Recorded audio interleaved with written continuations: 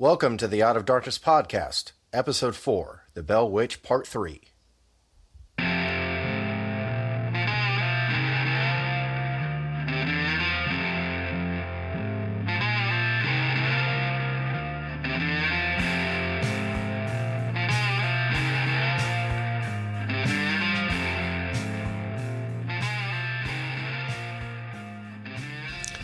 Hey, as I said, welcome to the Out of Darkness show. I'm your host, Brent. This is the show where we discuss all things supernatural, paranormal, and strange phenomenon. And we might throw in some occultic stuff every now and again. But we have these conversations from analyzing them from the lens of Scripture and using a biblical worldview. Today, I'd like to introduce my guest. Today, I actually have my lovely wife, Lydia, with me. Hey, y'all.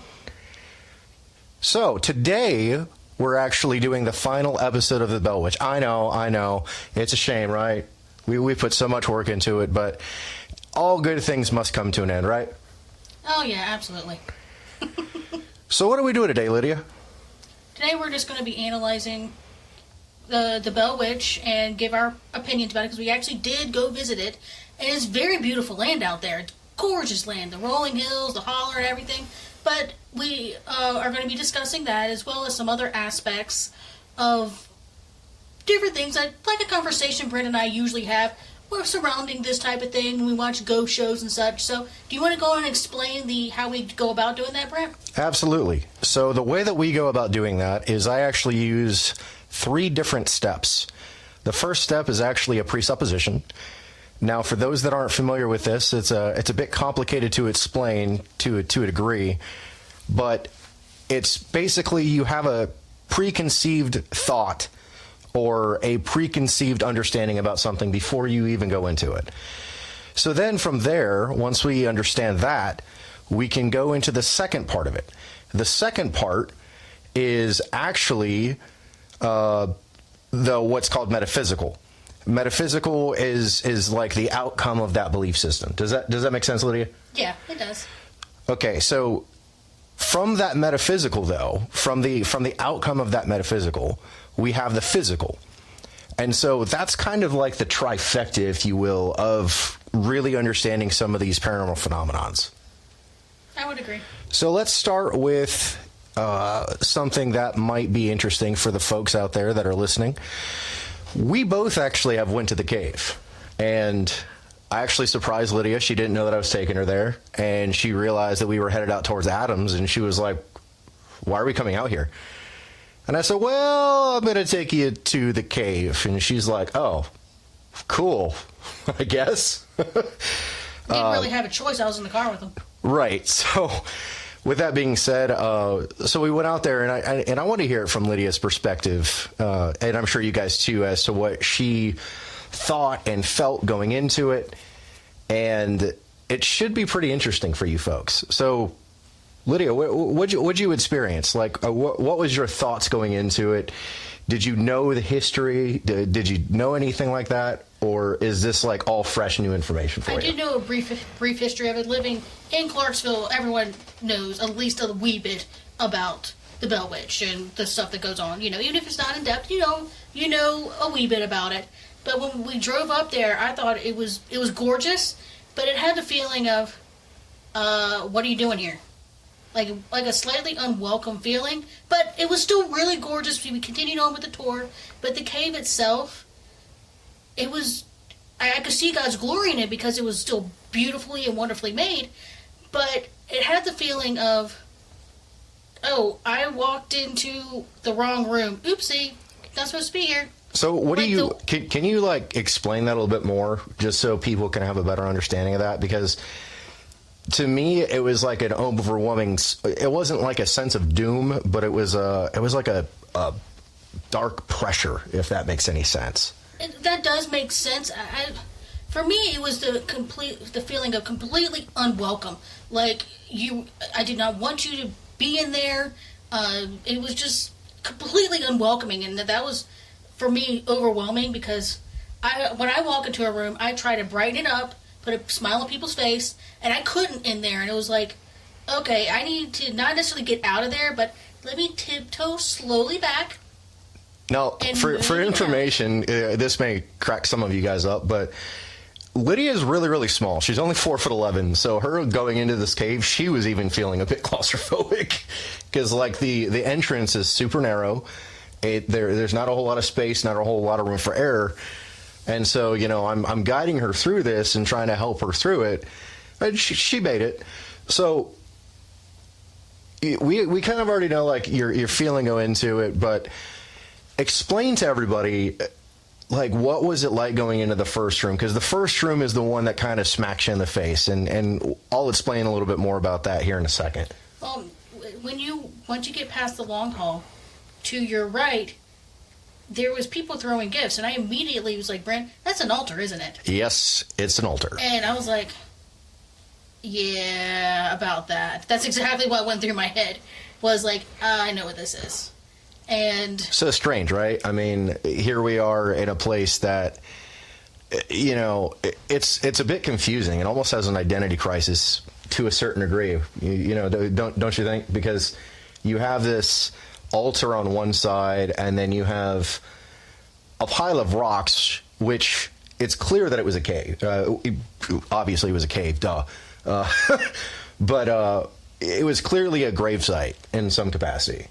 yeah, So what's so interesting about that is that she was asking questions throughout the whole thing, and I gave her a pep talk. You remember that? You remember that little pep talk before we even went in there?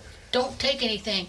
Which is a good warning for me because I collect small stuff from every place we go, just as mementos. I don't do scrapbooks or that type of thing. I'm not that type, not that crafty. But I like collecting small little things from places we go just as memories. And he warned me not to take anything from there, so I didn't. So, which is a good thing. Which she initially asked, and I was like, I'll tell you later. Like, this isn't the time nor the place. There was a bunch of people around, and I didn't want to like create a scene.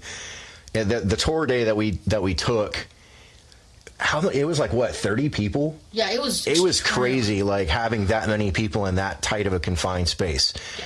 So, what was your thoughts on the tour guides and some of the stories that they have? Because I kind of want to talk about some of the stories that they had and compare that with, well, some of the stuff that we read about and some of the stuff that maybe we did or didn't experience.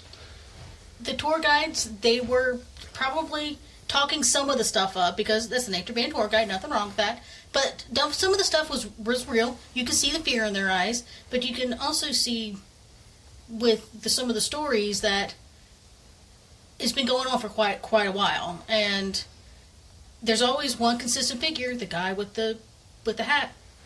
And then, of course, those dogs.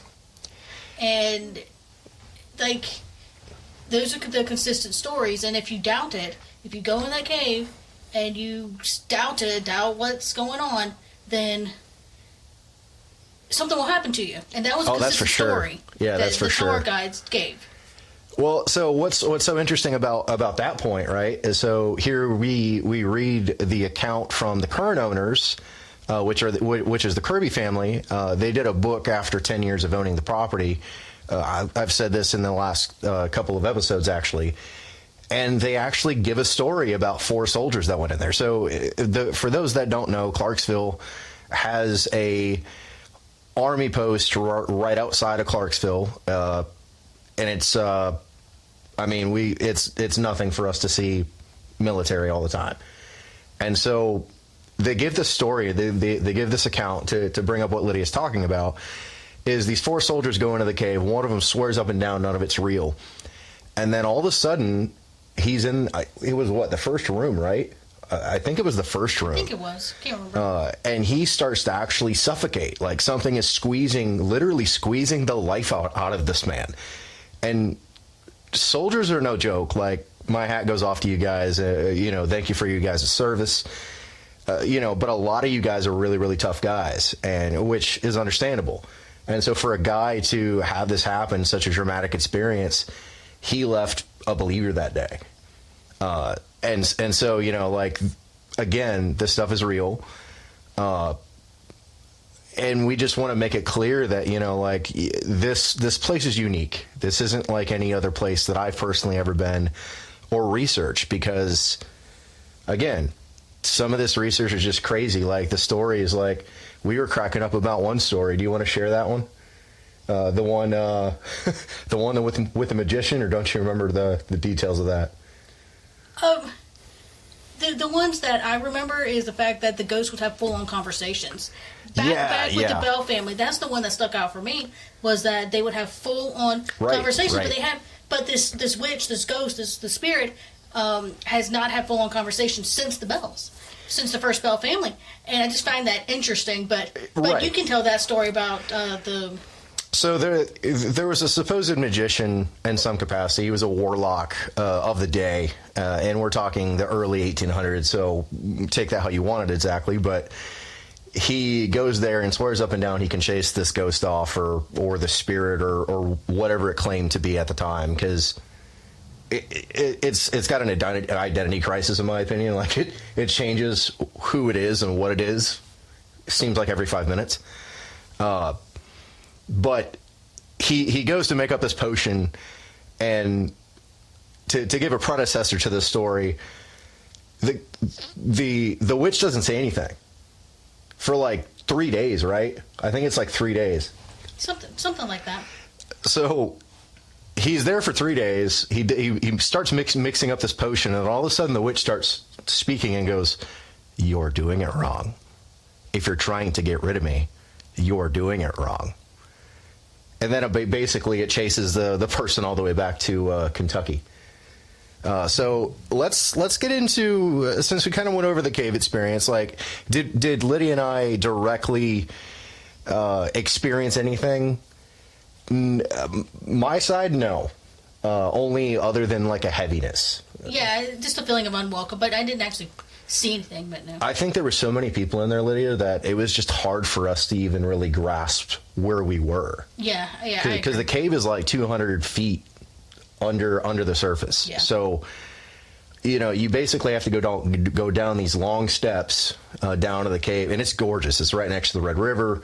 I mean, if I was a man in the early 1800s and I saw this property, you could tell that John Bell was a wealthy man. Yeah. Just by the location of where stuff is. Yeah. So I know Lydia has been wanting to do this, and since this is the first episode that we're going to do with this type of analysis stuff, let's get into a little bit of Q&A.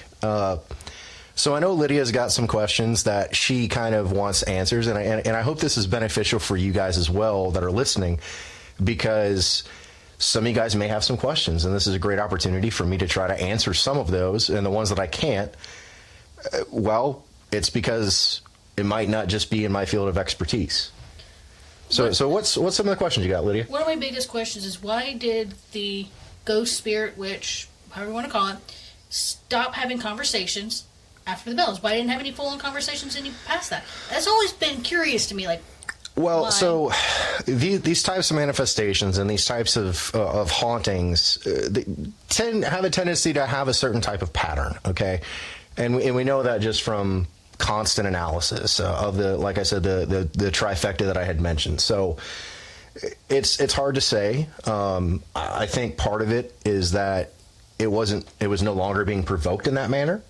That could have something to do with it. But what is consistent, though, is there's a story from Mr. Kirby shortly after they had bought the property. His father died, and he heard his father's voice 3 days after he had buried his dad, and it was saying some things that were clearly out of his dad's character, and he knew it wasn't his dad. So I think the way that it speaks might just be different.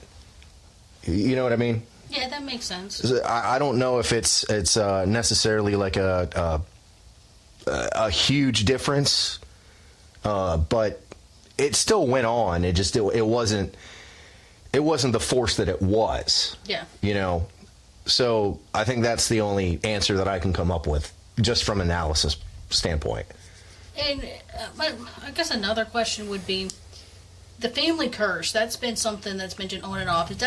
Do you think that's something that is actually affecting the Bell family that's in Mississippi or not? Or so there was a documentary that came out. I think it was about 3-4 years ago, something like that now. Like that, And the sole purpose was this guy was driven to get answers. He was a descendant from Betsy Bell. Now, I probably didn't mention this part of the story, but she essentially marries her prior teacher. That sounds weird, but it wasn't while he was her teacher, so don't freak out when I say that. But they end up moving down to Mississippi, and when they do that, they have 8 kids, and I think only 5 or 6 of them survive. So a very tragic story. But to answer that question, he goes through this whole process similar to what we kind of have done, analysis, and comes up with the point of, well, I just have to live with it. And so there's this supposed curse on the family of the first male of every generation. Honestly, if there was curses that took place, I think it was just on John Bell, and it was done by the witch. But I don't see, if you're asking me from a biblical standpoint, how there could be necessarily a curse on the family, because the flip side of that is you first have to have a covenant. Does that make sense? Yeah, it does. So without a covenant, it's hard for me to distinguish it like a true official curse. Now, is the land cursed? Well, that's a different topic in itself, I think. Yeah, and that's something that can be, because about that land being cursed and that type of thing. That's something that can be addressed in a separate podcast over a generality of what land's being cursed, because that will take a full-on episode at that point. But my one last question I have is about Kate Batts. From what I read, she just sounded like an eccentric person. That she was just quirky and weird and very eccentric. What do you think of Kate Batts? Do you think she actually was the instigator, or think she was just quirky? So there's a supposed story that Kate Batts and John Bell had some type of a business deal that went wrong, and it's not really recorded well as to what that could have been, but he was so this might be a shocker for some, but you also have to understand the context of the time, okay? But I do have to mention this since we're talking about that relationship. John Bell was excommunicated out of the Red River Baptist Church. I don't remember the exact year, but it was for a business deal that he apparently was charging extra interest for slaves that he was allowing people to use. Now we look at that in our culture today, and it's like, why is that a big deal? Because we have credit card companies that are charging us like 27% interest rate.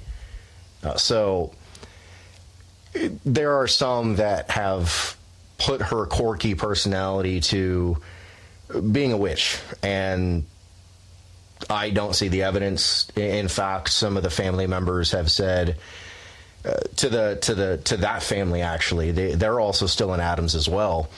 So they've had to live the past 200 and plus years of having a family member that could be potentially a witch, which is awful. That's part of the reason why Lydia and I chose to talk about this, as one of the first big stories that we do, because we want to try to clear the names of the families, as much as we can.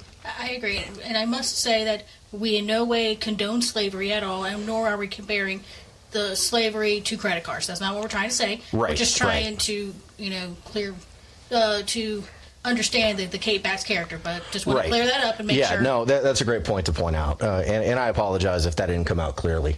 But as far as Kate Batts is concerned, I think she was just a quirky character. She just was what we would probably call eccentric today. She liked to take. Maybe you can explain this a little bit better than I can. She would take women's hairpins.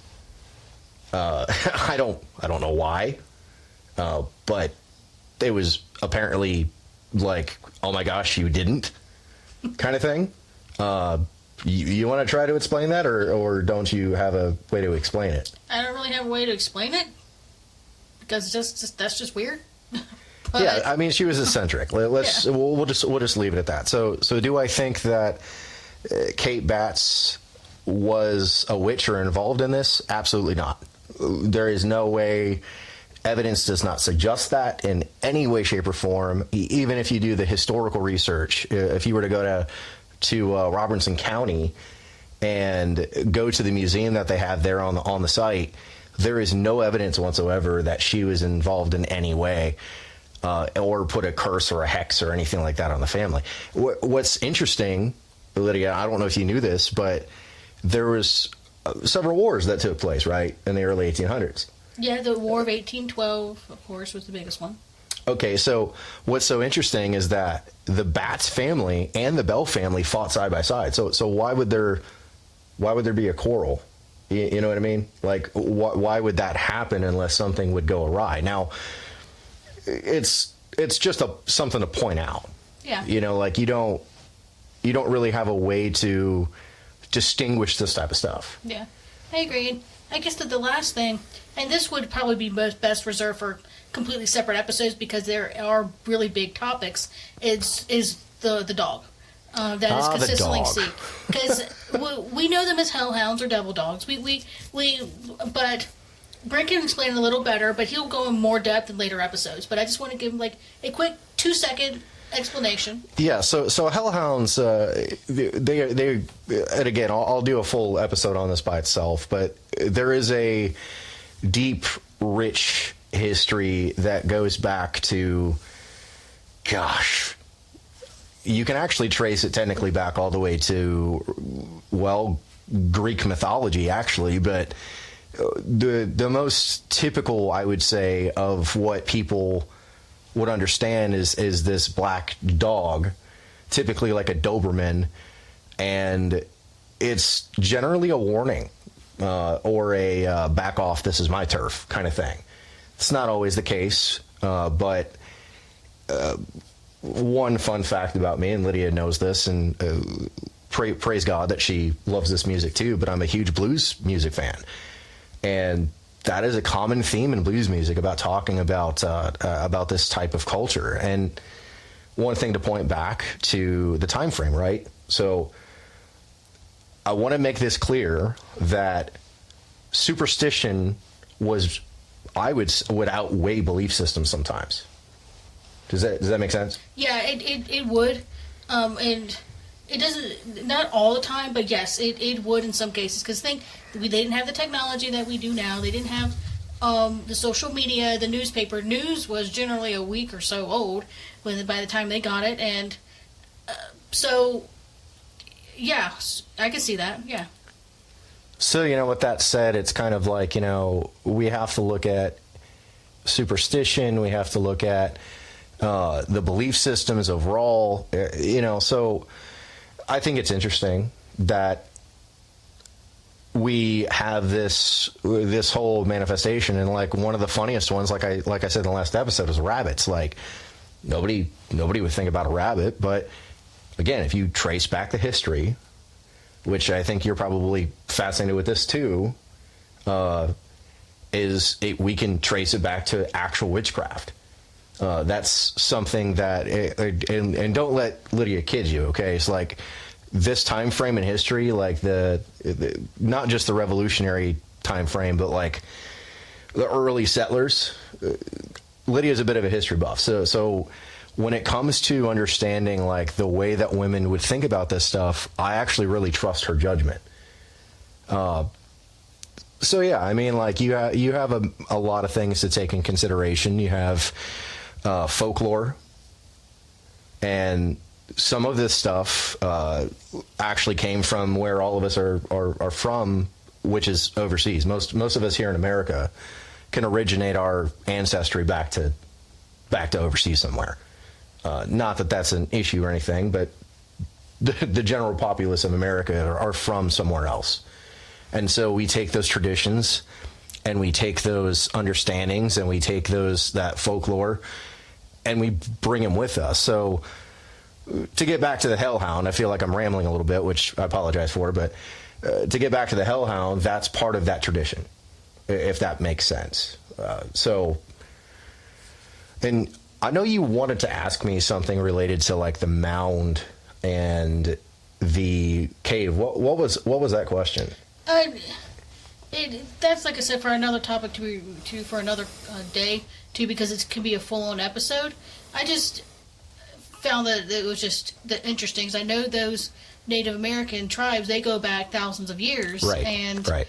it's just like I said, I can't remember my exact question. I'm sorry for that, Brent. Oh, it's okay. Okay, well, so let's talk about two more things before we kind of wrap it up here. And the one thing is the theological points. So my theological points is that Jesus is still king, and regardless of what a person's position is, what their understanding is that God is still sovereign over it. So with that being said, I mean, as I've said before, Jesus is kind of the commander in chief of all things supernatural. It's that's the way that I view it. And so even this spirit related to this, which I believe is a multitude of spirits, that eventually I will probably do a full analysis on the whole aspect of it being kind of related to Pan, and how that was a common thing in the ancient world, grottos of Pan and ancestral worship inside of caves and stuff like that. But yeah, the site's just interesting. I mean, there's no other way to say it. I would agree. It's very beautiful. Like, this part of Tennessee is very, very beautiful. So to kind of just do a full analysis. So what do you think about the Bell Witch, Lydia? Like what's your full opinion on it? Your views? What have you learned? Actually, you know what? We forgot to mention one thing about this case, and part of the reason why I brought Lydia on. Let's not forget about that. Okay, this is a really, really hard topic. So those of you that are sensitive to this stuff, we ask that you just kind of skip over this. But there is two camps with this case. And one camp is the camp that I'm in, that the Bells just happened to be there at that time and owned the land, and in some manner viewed by the ancient people, kind of desecrated the land. And that's just from living there. You know, it's not anything than just living your life. But with it being an ancient site, it's hard to say as to why the Bells specifically were chosen to have this happen, other than God willed it. But the other camp is that there are some people that believe that this is a sexual molestation case, to where John Bell was actually molesting in some way Betsy Bell. And before I kind of get into what Lydia's point is on this and what she has to say about it, the way that they do this, okay, is that when John Bell married his wife Lucy, she was 13 years old. And so people have put it together that because his wife was 13 when they got married, when all of this stuff started taking place with Betsy, she was 13, so people have put it together. I have a hard time believing this, but Lydia, let's talk about this. I know it's difficult for you, and maybe she'll explain why. I find it. I'm not in that camp because it doesn't make any sense. But if it was true, it's crazy, because the witch was going after Betsy, like almost blaming her for it, and that's malicious. That's just mean. That's just downright cruel. And so I don't really buy into that.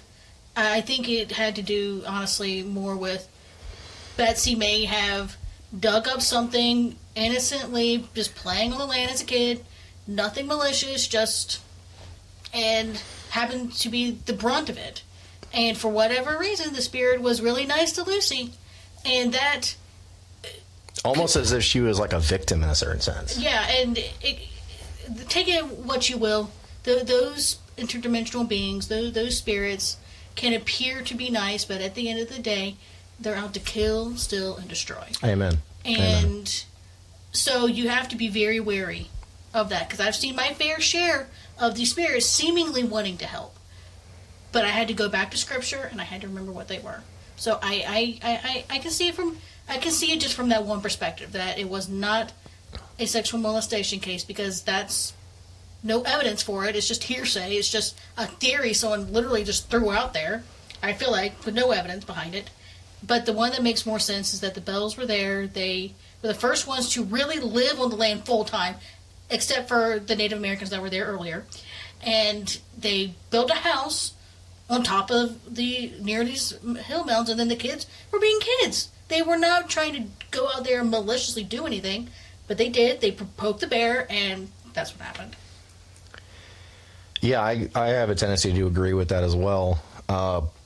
Again, we just want to be completely clear about this, that, you know, if that's the camp that you're in, and if you're a victim, you know, please get help, get out of your situation.